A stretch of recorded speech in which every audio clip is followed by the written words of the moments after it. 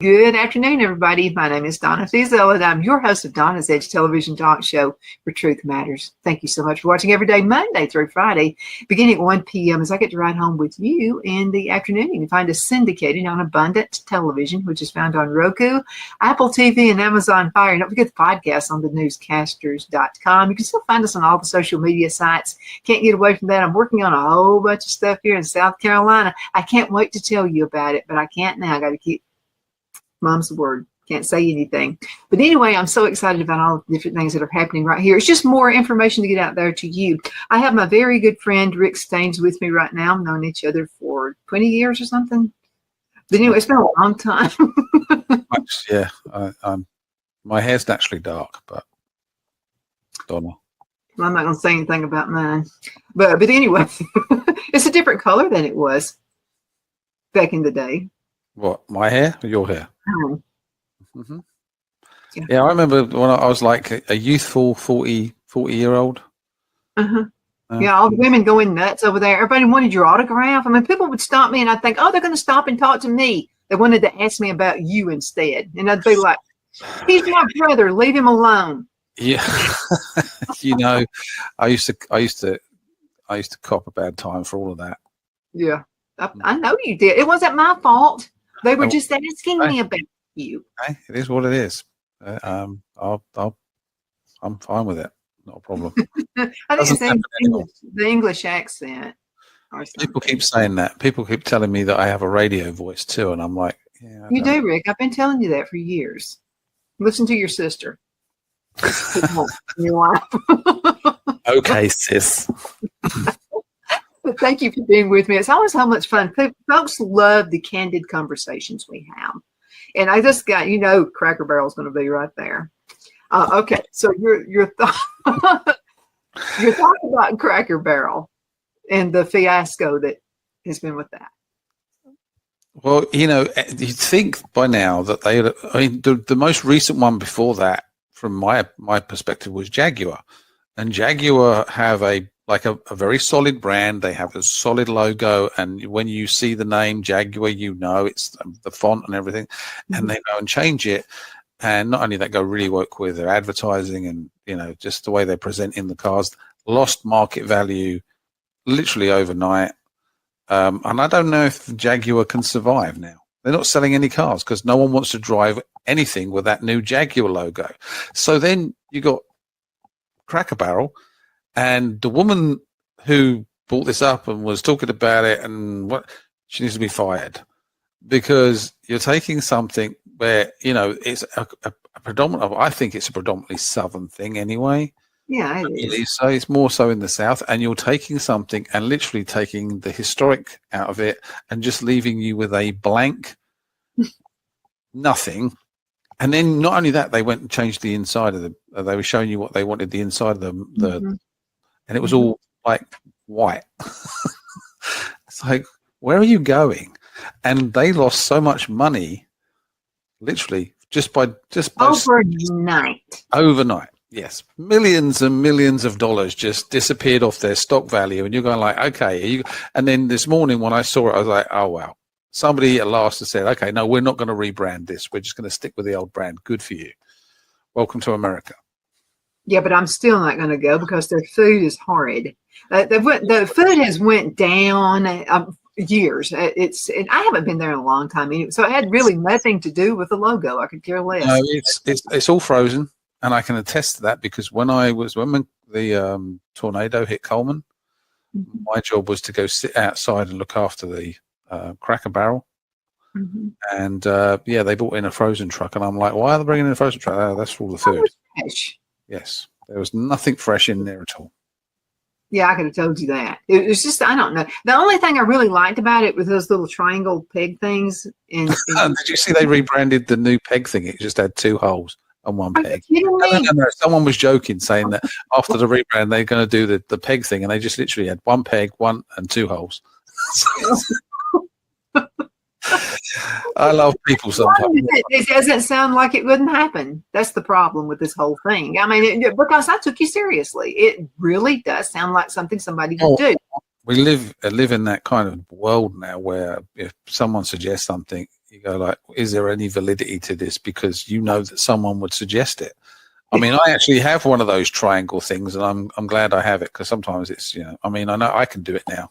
Easy. It's a good thing. I mean, it's a good brain exerciser. I mean, it's really good. The problem is, it's like, so because you're your own business, you do all your own hard work. So when I was in Rhode Island, I was lucky enough to find a little breakfast place up on Federal Hill called Christopher's on the Hill, and little Hispanic couple, Mexican couple owned it, and they were so nice. The food was all fresh, and I only did breakfast and lunch, but it was always fresh. The guy was very passionate about producing fresh food. So the first time I said, you know what, I'm going to write a review for you. And I went on Google Maps and I put a review in there, and it started getting traction. And then I put a couple of pictures on there, and that got traction. And again, after 3 visits, I put another couple up there, but you could go in there like days afterwards, and there was people packing the place. And she's going like, did you do this? I said, I don't know if I did this, but if I did, then it's helped you guys out. They should give you a free meal for that. Yeah, and I said to her, I said, look, at the end of the day, if something's good, then we should celebrate it and get the word out there, because I'm so tired, right? I mean, it's so nice to get home and have some toast, just plain toast out of my toaster with some fresh homemade jam, because I'm tired of eating out of the hotel restaurant, Starbucks. Christopher's on the Hill was different because they did really good food. They used to do a sampler. So you had Canadian ham, bacon, sausage, the breakfast potatoes, eggs, however you want them, 2 eggs, however you want them, and 2 slices of French toast. And it was amazing. And that was under $15.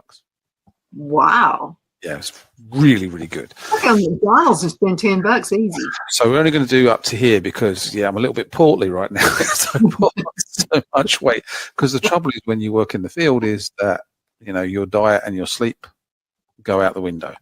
Mm-hmm. So for, 3 months, my diet and my sleep have been just hammered. Mm-hmm. But yes, hopefully. What do you think about the stock? Would you buy stock with Cracker Barrel now? No, I don't think so.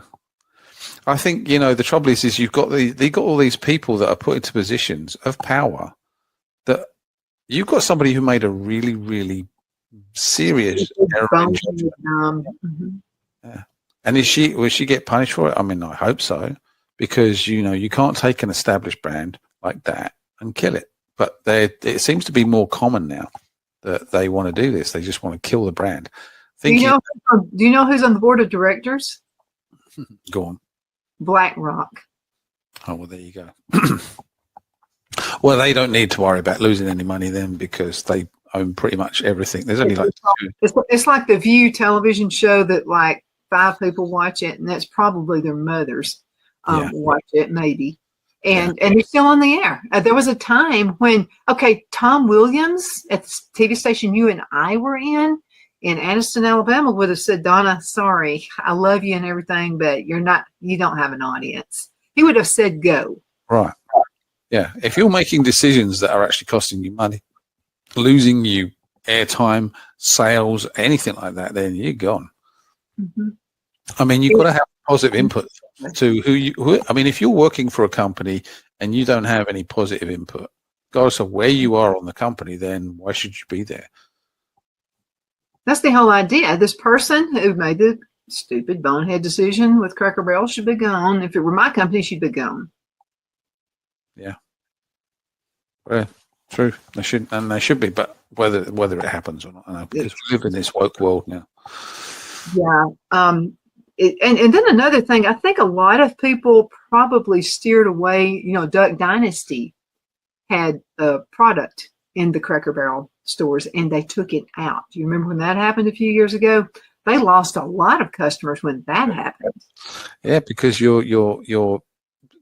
you have to look at the concept of Cracker Barrel and what does it represent. idea, right? It's old time. It's an old time restaurant. It's an old time style restaurant. So you go out, you got the big oversized chairs on the porch. You got a porch on every single one of them. You've got the little country store, and it's very southern when you go in there. It's very there's a lot of stuff in there that most people say, oh, well, you don't need it. No, but it's there, and Look at it. Screen door. I love screen doors. I miss slamming my grandparents' screen door. I miss it. My grandmother would say, "Stop slamming that screen door." I like the sound of a screen door. So there was a big one that had the one we went to in Oxford, and it had Merita bread on the screen. So I mean, it's just like every time we would see it, we would say, "Wow, that's like my grandmother's door." That she used. And then apparently they have a warehouse with all of the stuff that they put into the restaurants where they store it. They said at one point they were going to turn that into a museum because they were going to take everything out and make it all very clean. Well, don't take it clean; just put it into your restaurants because it gives you something to look at and talk about, look at. You need all those visuals. You don't need a plain white wall. Okay, not in a Cracker Barrel, because that's not what we want. You want to go in there. Okay, in the old days, I guess someone would be cooking the food, and it's not just defrosting it. You go in there. There'd be the nice tables, wooden tables, wooden chairs, the big fireplace. On those cold days where the fireplace was going. And then you've got the little game, and then you've got all the stuff to look at. That's what you go into Cracker Barrel for. You don't go in there because you want to sit in a white restaurant. And, they've taken all the character out, because that's what it is. It's character. You've taken all the character out and just made it like nothing, like it represents nothing. Because if you swung that around the other way and you took the character out of all the stuff that's going on right now, especially, from the left and everything, with what they like to do and how they used to like to dress, and said, right, okay, so we're going to come up with this plan. You can't use the rainbow. You can't use bright colors. You can't put studs through your nose. You can't do it because we don't want you looking like that. We just want you looking plain. They will be an uproar, but it's okay to do it to a business because it's not of their political persuasion, maybe. Well, a business, even a small business, if I don't mind being a small business. And if you're a restaurant and you're watching us right now, you're a small business, you could outdo the big boys anytime you wanted to, because first of all, they have no customer service. People hate their jobs who walk in. Pay your people decent. It's so they'll stay and have good food. And I'm going to give you a great example. Remember in Oxford, Alabama, where the Ace Hardware was? It's off of 78. It's just past the high school, past the Oxford High School. And there was Ace Hardware. Well, my Uncle Buck Shears used to own that. And it was a diner.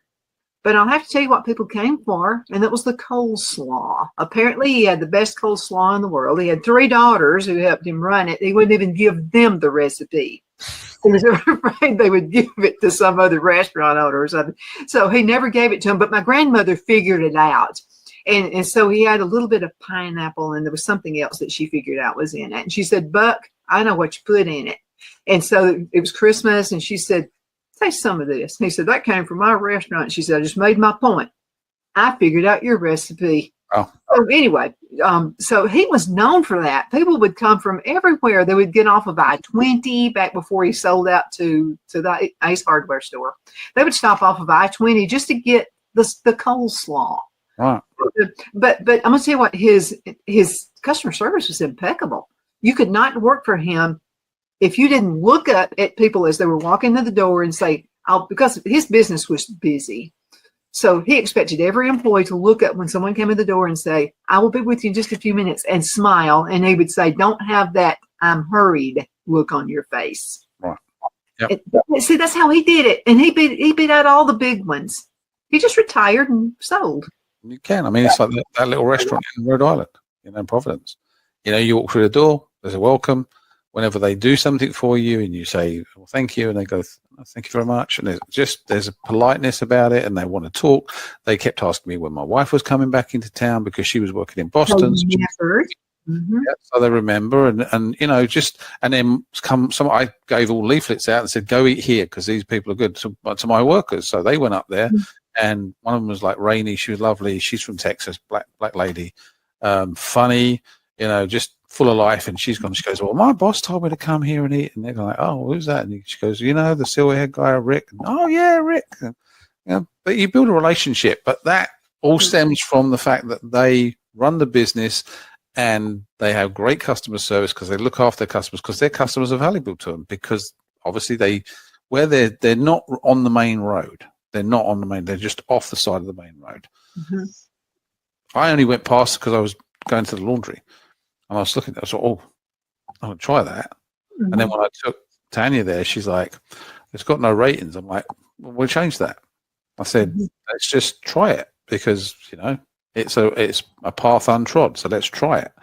And we went in there and we were the only people in there. So we got like extra service.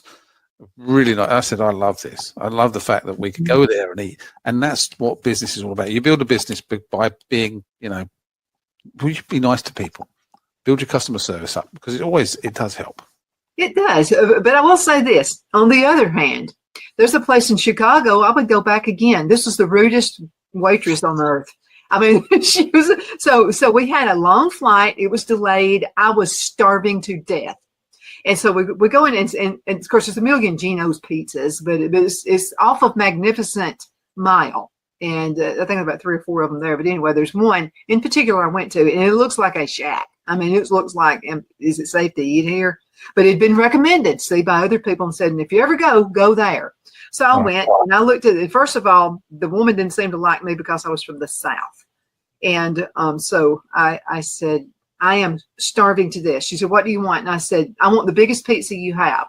She said, you couldn't eat the biggest pizza we have. And I said, I think I could. I am hungry. I said, I am starving half out of my wits. And she said, and Phil said, just do. And I said, no, I want the smallest pizza you've got. So she said, I mean, the biggest pizza you've got. And she said, I'm going to bring you the small one, honey. So when she brings the small one, and it was that thick. I mean, it was 2 inches. She was right. And then she looked at me like, are you going to apologize to me? Because I tried to tell you, see, you wanted to buy, you know, whatever.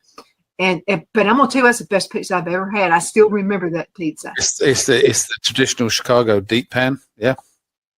Yes. Mm-hmm. Yeah, I can do about 1.5 slices of that, of a decent sized pizza. It's a lot. It's a lot. We took some back to the room with us, but it was good. But again, I mean, I kind of liked her roughness. I mean, she's kind of rude, but she's in Chicago. Now, it wouldn't work where we're at. Yeah, no, you expect it there. It's a little bit, I mean, because, you know, that side of where I was, you know, that northeast US, I mean, you know, because the people from Rhode Island are kind of they're called prisoners, because everybody else calls them prisoners, because basically there's a lot of people from Massachusetts and mainly New York that go to Rhode Island and they have holiday homes that live there. And it's way worse than when I was there in 2021 because the homelessness, I mean, even the CVS I used to go to on a regular basis, you go in there now and try and shop for anything, you have to have literally one of the staff with you, and there's only one person in there normally at the checkout to come around and open up everything, because he said, oh yeah, they steal everything, so we just have to look it up. So you just driven away all your trade because you don't want to shop there, because it takes you forever to shop in CVS. But it's just, you go up there and there is an attitude up there, you know, and you kind of expect it. It's like when I took my dad to New York, I said to him, I said, this is going to be different from California. And he's like, oh yeah.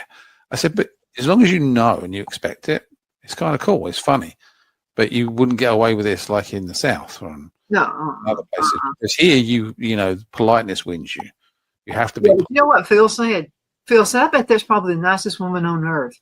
Her boss probably said, tourist, and then said, put on your rude face for this couple coming in. Play for it. Yeah. Just play for that. Play it. Hey, you're a tourist, huh? Yeah. Yeah. But I mean, but again, if you've got a small business, if you'll just be kind and take care of your own. Now, another thing is we notice if you're not good to your employees, you know, as a customer, we're going to notice that. Yes. Yep. And if your employees reflect the same ideals that you have, that's the other thing. Because you as a business owner may have impeccable manners and customer service, whereas the employees may not.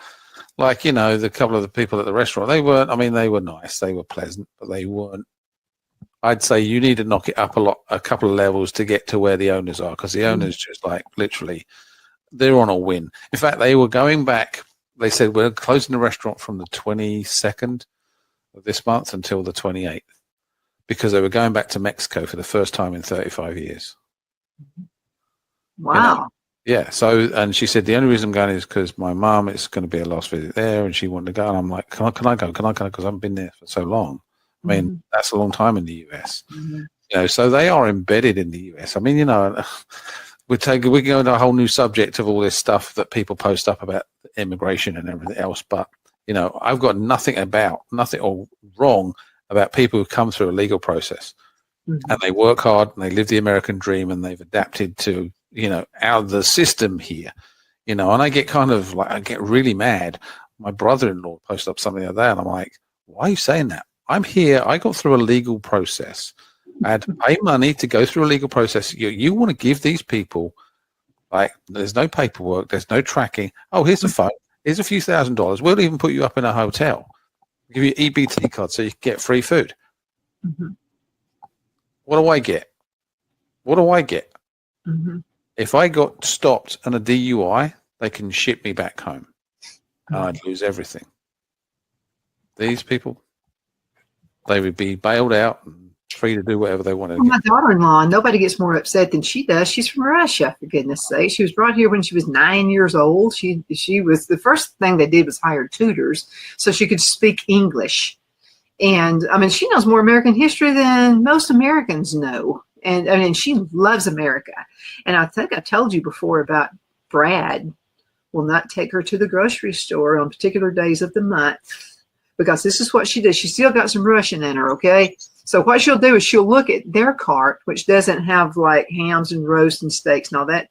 Then she'll walk up and look at, they're illegal, okay? And she'll look in, and they have like hams, roasts, I mean, just, steaks, all this kind of stuff. And Brad said she will literally do that. She'll go look at theirs and then walk over there and look at the person ahead of them and look at hers. And Brad has to pull her back, because he's afraid she's going to say something. Right. Well, and it's a two-tier system, unfortunately. I mean, we know that.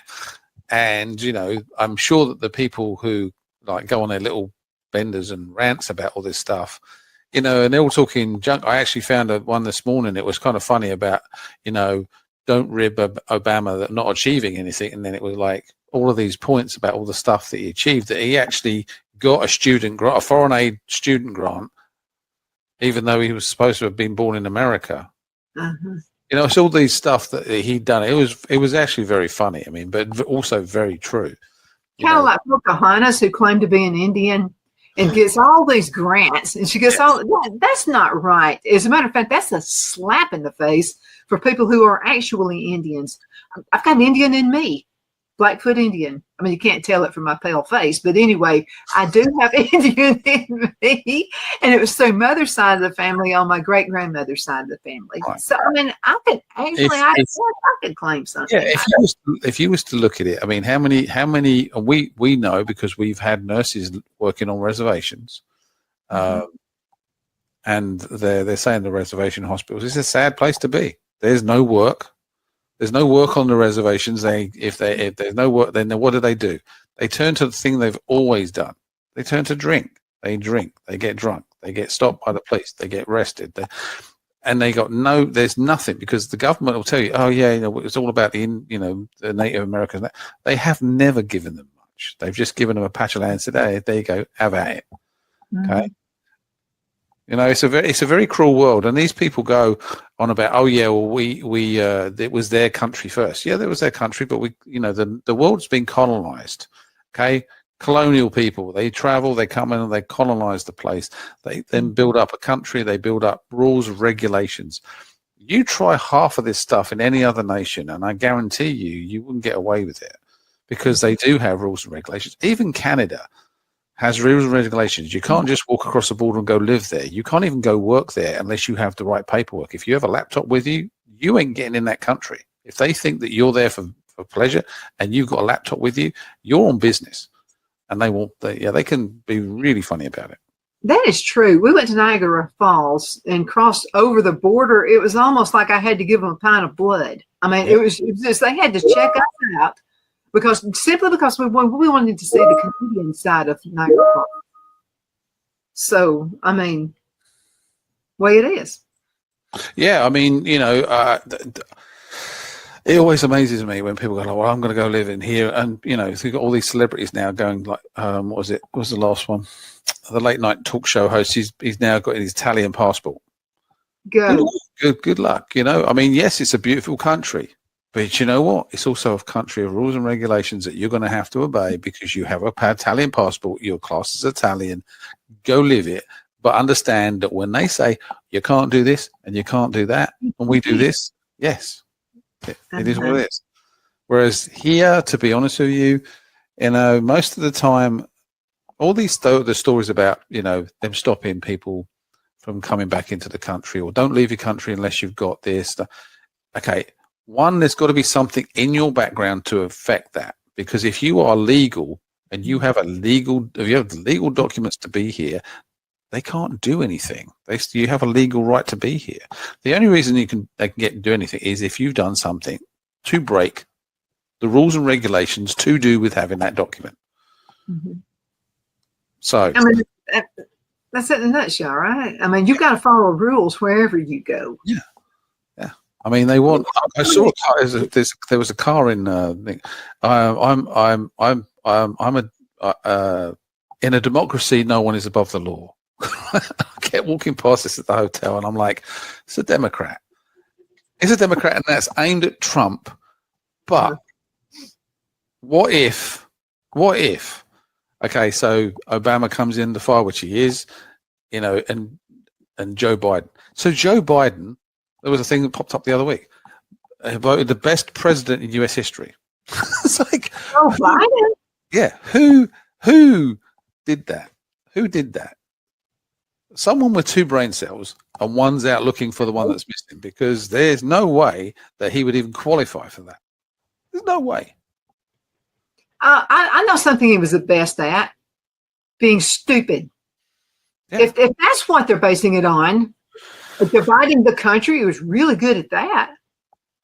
I mean, very divisive, and if you look at what they've done and what they did do, and now that it's pretty much shored up the border, and what they wanted to do, initially just remap the voting. They just wanted to remap the vote, and with Trump even now turning around and saying, right, okay, we're trying to abolish and get rid of the mail-in vote because it's been used every time there's a defrauding of the elections. Or sorry, not a frauding of the elections. It's always because they bring in the mail-in vote. Go back, look at historically, even back to Abraham Lincoln. The same thing happened. It is what it is. Get rid of it because people are going to abuse it, and they're doing it in Michigan right now. They've got the state police are actually investigating some politicians there. One was actually, you could see him. They got him 2 nights. One night, it was 3 a.m. in the morning. He turned the light on in his car so you could see him putting in wads of ballots into this mailbox. And then the next morning, he turned up in another car, but you could tell it was him, and put some more in there. And then people go like, well, he wasn't doing anything wrong. Yeah, he was. He was. Well, then what was he doing? Yeah. Why are you at a mailbox at 3 a.m. in the morning pushing a wad of papers in there? And anybody that's with the worth their sense will go like, okay, these look like they all come in together. Because they're in a wad, they're in a big pack. They're going to drop down. They're going to sit there like that. Anyone worth their salt is going to go like, "Well, we need to look. We need to look at this. This doesn't look right. Someone's come along and delivered these." What happened to common sense? I mean, what happened to? It's not common, unfortunately. For goodness sakes, it's like, okay, I saw this thing where, okay, first of all, I helped a beauty contest for little kids a long time ago. Okay. And I swore to God I'd never do it again. I got talked into it. And it's like, first of all, every little girl's cute to me. But I voted for the one who had the least amount of makeup on. And, that's the one I voted. I'm thinking natural beauty. You're just a kid, for goodness sakes, like 5, 6 years old. But I saw we had a break And I saw a couple of people because I noticed everything. Should have been a cop.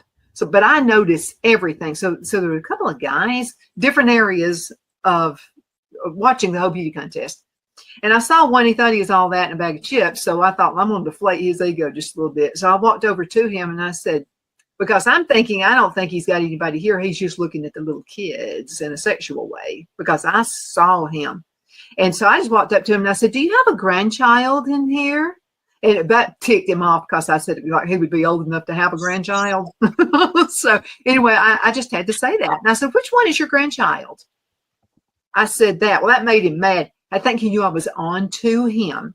And then I asked some of the other judges when I sat, and they were just all blinded. They loved being a judge or something. And I said, I think there's some predators here.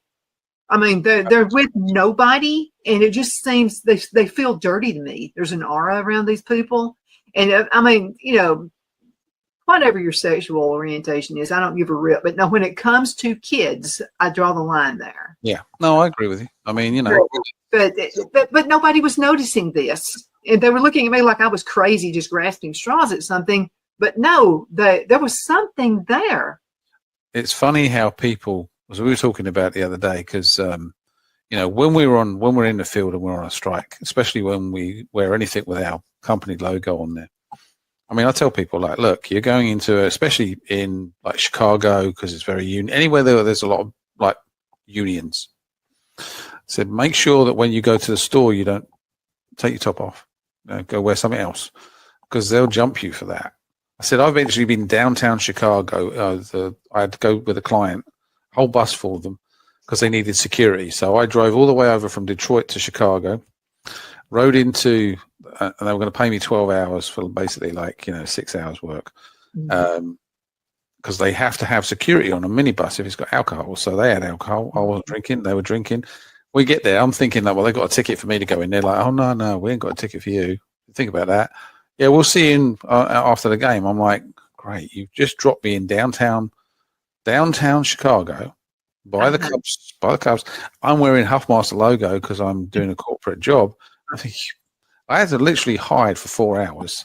I was in the hood because I thought if I'm in the hood, I'm good. That's the best part of the country, yeah. And I was eating in like the restaurants there, and finally they come out. But have your head on a swivel, because you don't know what's going on around you. I mean, people don't take any notice of what's going on around them. They don't. No, they don't. They don't. And you taught us that very well when you were on the show back 20 years ago. About being aware of your surroundings. And I remember you were talking about, like when you were out and about, I mean, walk with your head up, for goodness sakes. Don't walk around like that, somebody's just beat the heck out of you at home or something. I mean, be confident in the way you walk, because there are predators who look for people like that. Look for the weakest of the group, right? Yep. Whenever you use your phone, try and stand with your back to something like a wall or a pillar. And before you bring your phone up, scan around. Is there anybody around who's going to get a quick grab? If there is, or if you're not comfortable, move somewhere where you've got, a better view. Like even in a corner, you could go stand in the corner. You've got two walls there now, so they can only come from the front. I do it all the time, and if I'm in England, my phone doesn't come out of my pocket. Mm-hmm. I'm going to be somewhere really secure before that phone comes out of my pocket, because it's rife in Europe. People just like to snatch your phone. Mm-hmm. So luckily, we're not that bad over here. Yeah, but I've seen people pay for things. Like they'll run into somebody they know, hey, and they're sitting there talking, they've got their credit card. They're just doing this with the credit card. Anybody can take a picture of it and use it. And, and here's what I do. If somebody's kind of breathing over my back just a little bit when I'm using mine, I'll say, oh, I'm sorry. Am I in your way? I do that. So they'll sort of back off. And it could be somebody who's just ignorant and just really don't know they're doing that, but that's my practice, because I've had my number taken before, and it's not fun. The bank treats you like you're the criminal instead of the thug who got it. So this is what I do. So my general rule is I have credit cards and I have debit cards. My debit cards I'll use around here, places I trust, and that's in Glenville. Okay. If I'm traveling away from home, I use my credit cards. The reason being is because that's the bank. That's the credit card's money, not my money. So they'll fight tooth and nail for their money. I don't have to worry about my bank because no one's going to get access to my bank. I also put everything in an RFID blocking wallet. So you can't read it if you brush against my pocket. You can't read any of the cards. None of that information is coming out. Mm-hmm.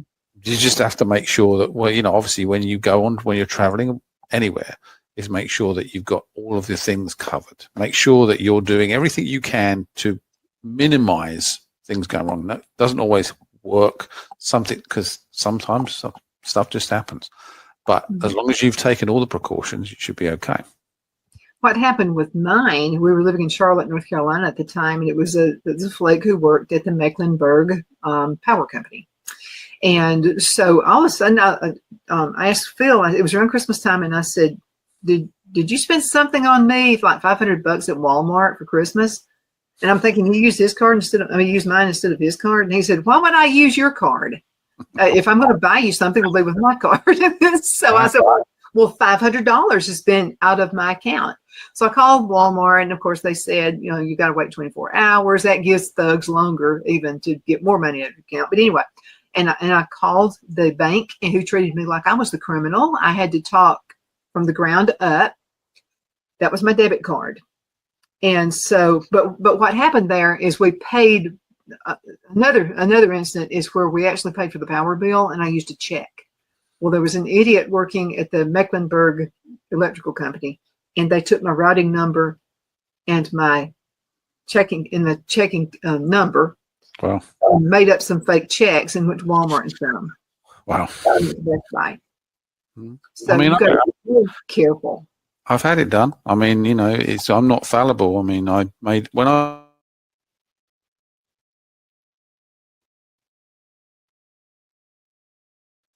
This might be a good time to go into a commercial break. Looks like Rick is frozen. Okay, let's go into a commercial break, and we're going to return in just a couple of minutes. Everybody hang in there, okay? Twin City Used Car Sales has been serving drivers in the Northeast Alabama area for years with a quality selection of late model used cars, SUVs, and pickup trucks. On top of our extensive selection and competitive prices, we offer professional auto financing services for used car buyers of all credit levels. Whether you've just begun your search or you're ready to secure your next vehicle, at Twin City Used Car Sales, you will drive away with the vehicle of your dreams. The sales and finance staff at Twin City Used Car Sales looks forward to serving you, and you can apply for financing online before your visit to our used dealership in Gadsden, Alabama. Check us out on the web at TwinCityUsedCars.com or go by our location at 901 First Avenue, Gadsden, Alabama. We sincerely look forward to serving you.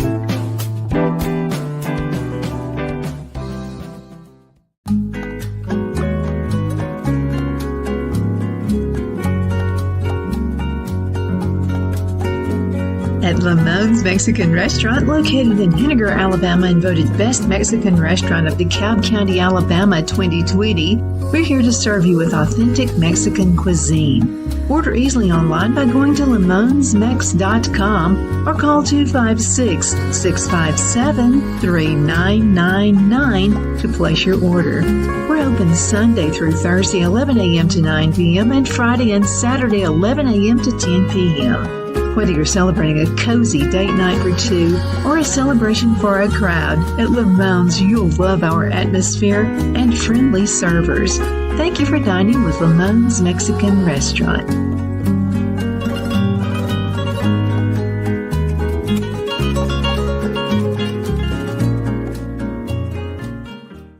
Okay, we are back. My name is Donna, and I am your host of Donna's Edge television talk show where truth matters. That's why we have this guy on the show with us at least once a month if I can grab him. His name is Rick Staines, and so he is jack of all trades. And you have a podcast now. Are you working on that? You should. I'm begging you to do it. Well, the thing is, I'm doing a work one. So the work one is literally specifically for intercompany. It's just a company one. And I keep thinking and wanting to do one, but I doubt my ability to find something. You can talk every day. Are you kidding me? You're a woman. I'm just a mere man. I don't know what to talk about. Makes me so mad sometimes. We have this sibling rivalry that goes on sometimes. No, you could. I'm telling you, you could do it. If nothing else, talk about safety. Talk about internet predators. Oh my goodness, this is such a growing industry. Well, I mean, I did say to you I was going to do. I mean, what I'm thinking of doing, which I right now would be much better for me, is do like a little snippet portion that I could send to you, and you can use it on your show as a help for your viewers and your listeners. Is that the fact that it would be me just giving you some advice, especially like when holiday time, Christmas shopping, sales, all of that stuff, but in just general. So I've been talking about that, and I actually talked to someone about that the other day, saying that I was going to do that. Mm-hmm. So there's a big possibility I'll start producing those, and when I've got enough ahead, I'll send you them, and if you can use them as you want. Okay, I will do that. Definitely.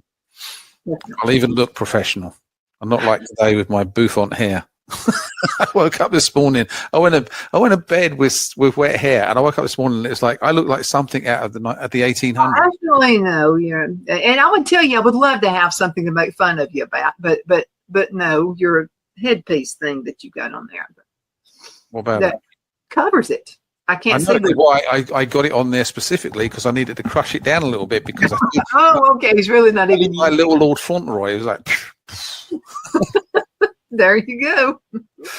Yeah. Let's talk a little bit of internet safety. Okay. It's in AI. AI is just exploding. I mean, it's just, I'm watching the funny little kids. Little kids, yeah.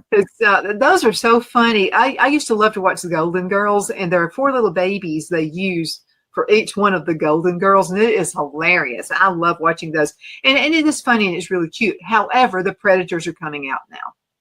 Yes. We knew that was going to happen. The thugs who are going to try to rip you off from your money. Yep.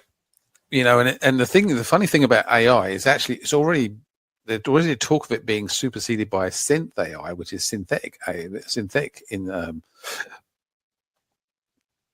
intelligence, which is even more complex. Mm-hmm.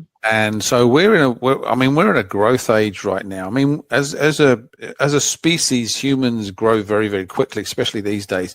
Even AI, they were going to delete it. They were going to delete one, and it actually made a replica of itself and tried to send it to outside itself to save itself, which is kind of scary when you think about it. We're getting into the realms of Terminator territory, where where it knows, hey, this is going to happen, so I need to do this. And it's like weird. We are in a very, very, very it's a weird. I'm going to ask you a question. So, in your opinion, does AI have reasoning capabilities? I don't believe so. What for me, AI works perfectly. If I'm doing research, so I had to do some research for. I use it, yeah. The owner of the company. For me to do that research in my time, in real time, would have taken probably weeks, if not months. Mm-hmm. But it did it in a matter of seconds, and I could do so many searches and then take what I wanted out of each of the searches that I found relevant for what I needed and present that, and it was amazing. Mm-hmm. The trouble is that there is another bad side to it. We know that. There's the deep fake, which is where they can put your face, a very believable face, even when they do the photos that come to life now, and you would not know that was a photo that had just gone through and just generated and animated dead people. It's reanimated dead people. In a few years, we're going to be. It's happening now. Is you can actually create a movie for yourself, what you want to watch and how you want to watch it, and it'll create one. It's long-winded right now, but in a few years' time, it's going to be like almost instantaneous. That's how crazy this is, and it's moving very, very, very fast. Oh, it's nuts. But I got to tell you about one. And I knew it was a fake because of the demeanor of my friend. Okay, so I have a friend, her name is Ann. Ann's on the show quite a bit. So what happened is I get this, it's like a internet phone call from Ann. But the person is not, it looked like Ann, but they didn't use the same wording Ann would use. It was like, hey, girl. Well, Ann would never say. Ann is I'm down to business. I don't have time to mess around. She's one of those kinds of people, okay? And it was like, I'm like, Ann is saying, hey, girlfriend? I mean, that's Ann? But then when I noticed on the picture, I looked at it, and it was like there was a face that was moving side to side. like that, and only the lips were moving. She's very animated when she talks. Okay, if she's mad at you, you're going to know it just from the look on her face. She's very animated. So then I thought, that's not Ann. And I just hung up on it. So I called Ann and I said, were you trying to call me? And she said, please. She said, I've had to leave Facebook. I've had to, I have to leave all this. She said, somebody has hacked my account and they're using my face. And, and I said, well, she said, how'd you know it was fake? And I said, well, first of all, you never say, hey, girlfriend. I said, you never say that. And I said, it's always, I'm in a hurry. I wanted to ask you a question. That's how she is. Again, a very busy person. So really, you got to use common sense. If it's somebody and like the language seems to be out of their character, it's probably AI. It's not even common sense, to be honest with you, Donna. It's about knowing who your friends are and knowing who you're talking to, because we all know. Like, I mean, I AI my voice all the time. Okay, I basically cloned my voice, so I can just throw in whatever I want to say, and it replicates it, but it does it in a cleaner form than I would. Now, because you miss all the nuances. That's the thing we all pick up in, is the little nuances of each one's voice. You know, the inflections on some words, the inflections on phrases. When you have an AI, there's nothing. It's just, and then there's the wording. It's like someone texts me and they're trying to be someone else. I can tell you straight away. I was like, no. Yeah. Simply because they don't. There's normally like words that people use, or their determinations they use, or it's for us. It's very obvious. We're not anywhere near. I don't think with the emotion side of it with AI just yet. I'm not saying it's not going to get there. It will get there. There's going to be something that's going to come out where people will start getting fooled by a lot of things. With the fraud stuff, it is scary. You know, my mum won't go on the internet anymore because she'll buy stuff, but they always do the upsell. If you go onto any of these ads and they've got the next best thing to save your life or whatever, or the next best thing to put on your feet. When you go, oh yeah, it's only $47. You click on it, yeah, but if you want this one-time offer right now, we'll add 2 pairs. Well, I don't want 2 pairs. 1 pair will do, right? But then when you go to click the next one, it's something else they want to sell you, and you just have to go through so many screens to get to the checkout. Let me check out, and then make sure that you didn't click on any of the other things because your bill is going to be. So she ended up buying a load of pills that she thought were going to help her sleep. Because she's got the onset of dementia. They told her that, it's the onset, right? It's very early stage. So she wanted to get something like a brain booster. The trouble is when you get a brain booster, you don't sleep because the brain booster just like, boom, and you're like, yeah. So she couldn't sleep. So she goes, well, I just called them and said, I want to send them back. And I said, how much money did you spend on this stuff? She told me. I'm like, Mom, why do you do that? She goes, well, I don't know. I just get caught up in it because she's, obviously just, she's an old lady.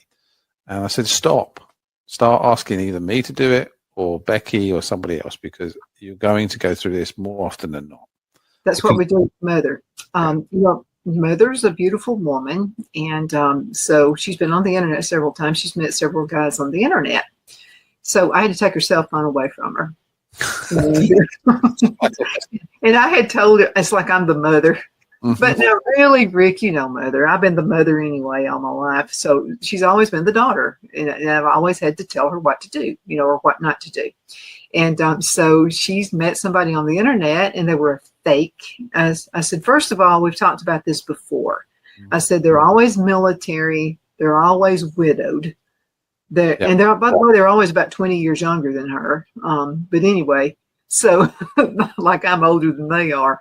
And they're about to come home. And wherever you live, they're going to live there too. Oh, I'm in South Carolina too. Really? It's always one of those things. So I finally just took it away from her. And I said, no, this is nonsense. I said, first of all, if this is really true about military people, you'd be afraid to be the spouse of a military person. You're going to be dead. It's like their spouses are all dead. You know what I mean? Yeah. Yeah. No. I remember the same old thing over and over again. Years ago, when I was going through one of my lonely stages, and I got talking to some Russian girl. And in those days they had handlers. They still do. They had handlers, and you got like maybe a 5 free chats, and then it would be like, yeah, you have to start paying money now. There would be like literally a demand where you have to send me some money. Why? Well, because I have a handler and they need money. Ooh. Or when are you going to fly me to the America or Britain? You go like, not going to do that. And then that's it. End of conversation. You don't get to hear from them anymore because now you've just cut them off. They don't, they know you're not buying into this. So it's nothing new. Nothing new. I mean, if you take great pleasure in toying with people, once you're onto them and you want to toy with them, then have at it. Because sometimes that brings you more joy, is the knowing that you're screwing somebody up. They're thinking they got you hook, line, and sinker, and then you drop the big one, going like, and then they're like, oh man, it's like these people who actually end up looking at their webcams in the offices of the people that are scamming them, and then they're telling them what they're wearing and what they're doing. They can actually see in their computer as well, and they're going like, how are you doing this? How are you doing this? Well, because we're better than cleverer than you, So sometimes you just, Well, I've told people because I could get into Mother's Facebook account. And so they were talking instant messenger. And then it would make her mad because I would do that. But anyway, I would say, you are a fake. Well, they were thinking she was saying it, and then she was trying to figure out, I didn't type that in. And I would say, this is her daughter. You are a fake. So I started doing that. I could tell you stories. I'm not on here where I pretended to be somebody. Well, my brother did that. My brother is before he married this chick he's married to now. So my brother, we called her Fifi. She was supposed to be from Paris, and he didn't know I knew about it, but I knew about it just from following Mother stuff. He was telling Mother all this garbage, and so he was sending her money for an airline ticket. And this guy never spends money on nothing. So he's spending like $2,000 for an airline ticket. And so I found out about it, and I said, but her thing is they were detaining her at the airport. She owed taxes. And why would they be detaining you at the, and then another excuse was her cell phone didn't work. And I said, let me tell you something about cell phones. I know, because I used to be in the business. Actually, all of Europe went digital way before the United States did. We were analog. You could go to the deepest jungle in Africa. They were using digital phones before we were. Mm-hmm. So that was all a bunch of nonsense. And I said, so you're telling me that in Paris, the girl couldn't get a cell phone line out? What year was that, roughly? 5 years ago. Oh, yeah. That was nonsense, wasn't it? Yeah. So anyway, I said, first of all, you know what Mother did. So Mother gave away a bunch of money. So I said, you know what Mother did, and here you're doing it. So that's I had to move away from It's kind of amazing. People still do this stuff. I sent them a few $1,000s. Why are you sending money? Well, because they said this and they said that. Don't send money anywhere unless you know the person. I mean, even like when I sent myself, when I know somebody, I don't. I know I sent myself money in the UK from I had a PayPal account here, I had a PayPal account there, and I left here before I could send it through PayPal. So I had to ask someone. I sent them the money and said them, can you send it to me? To get that money, my money that they had sending me, when I went to the post office, they're going like, they were asking them, who I asked to send the money, loads of questions. Do you know this person? Yes. And they were asking, like really personal questions. And then when I went, they're like, so what's your relationship with this person? I said, it's none of your damn business. Okay, this is my money. I gave them the money to send it to me. It's my money, not their money. They're like, well, we just got to make sure. I said, I guarantee you this is my money. Mm-hmm. The problem with doing that is because it was an ex, is that she sent a portion of it, but the other portion never got sent. I expected it to be put back to where it belonged. No, she spent it. Just go, well, I spent it because it was there. And I'm like, really? You just spent my money? Yeah. I thought you didn't mind. I'm like, yeah, I do mind, because X as in the former, That meaning means you we're don't- not together now. yes. So don't. So I never ask. So I always make sure that now I don't even use it now. I don't even send. I used to send money all the time, so I had cash when I was in the UK. Don't just use my credit card, because at the end of the day, even with the rates, there's not that much difference. Mm-hmm. And I use my card so I don't get a foreign transaction fee. So I know that it's just going to be like so I might have a little bit of cash, but that's it. But I'm not sending all that money to people because it's just a pain now. Okay, I've been divorced before. Okay, so I know what it's like to have to stretch money. There was a time I had to do without cable. There was a time I didn't eat out at every meal. There was a time I didn't do this and I didn't do that, because I was single and I was raising a son. So I had an employee one time. He came to me and he said, "They're about to turn my power off. I've got 2 kids, blah, blah, blah, blah, blah." He said, can you pay me in advance? It was like Wednesday and he got paid on Friday. And I said, "You got to have it now?" And he said, "Yeah, they're about to turn the power off." And so I kind of felt sorry for him. I thought, well, heck, okay, I'll go ahead it's only 2 days. And I was just going to go ahead and give him his check in advance. But then he bent down and I saw a pack of cigarettes. And I said, "When did you buy the cigarettes?" And he said, "Well, this morning on the way to work." And I said, I said, "Let me tell you something I know for sure because I've had to do this." I said, "If you'll call the power company and you will tell them I get paid on Friday, Yes. they won't turn it off."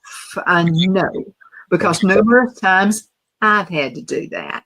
Yes. And they won't charge you anything extra because you are communicating with them. Believe me, they'd rather not pay anybody out to turn it off. If you'll make a halfway promise that you're going to do it on Friday when it's due, they will accept it. Yep. And that's very true. And the trouble is, I know people who the same way, they're hard up saying that they've got no money, but they have all the vices that people have that cost them lots of money. And you go like, okay, there's got to be a point where you go like, okay, I've got to get my priorities right. Okay. There's got to be a day. Yeah. I know you laughed at me because you always tell me about the latest gadgets, and there's one you told me about, and I love the sound equipment. But you've heard me ask so much, how much does that cost? You've heard me say that so much, and you said, "Donna, it's not going to cost much." You remember saying that to me just a couple of weeks ago, and I thought, wow, he really knows me, doesn't he? Well, because I buy lots of audio equipment. I buy lots of camera equipment too. I mean, I literally have to curb myself. But we look for deals, though. You and I do. We're deals. I do. And I also look for something. If I really want something and I've wanted it for a long time, and then the money becomes available to do that, I'm going to buy that. And even with my camera, I replaced my camera, so I've still got the camera that I really like, and I bought a replacement for it. And when I got it, it was an upgrade, but for me, it wasn't an upgrade. I just could not fall in love with the camera like the other one. There was just little things and I'm like, why did you do this? Why did you do this? Yes, it had more pixels. Yes, it took bigger pictures. Yes, it was more expensive. But you know what? The other one killed it on autofocus, killed it on rapidity of shots, killed it on crispness of the shots. I'm still digging this one, and I thank God every day you told me about this camera. I love it. It's great when I go on location. Rick, we've got to go. Thank you so much for being on the show with me. It always just flies by. Always. Always. You set up for next month too. And thank you guys so much for watching. How can folks get in contact with you if they need to use your services? They can call me on my telephone number, which is 248-839-3407, or they can contact me either on my work email, which is rstaines@huffmaster.com. That's RSTAINES at Huffmaster, HUFFMASTER.com. And I'll reply to them. Or if you're driving down the road right now and you're listening to this and you can't write all this stuff down, ask me. I can give you his info. Donna at donnasedge.com. Donna at donnasedge.com. You take care, and I can't wait to see you next time.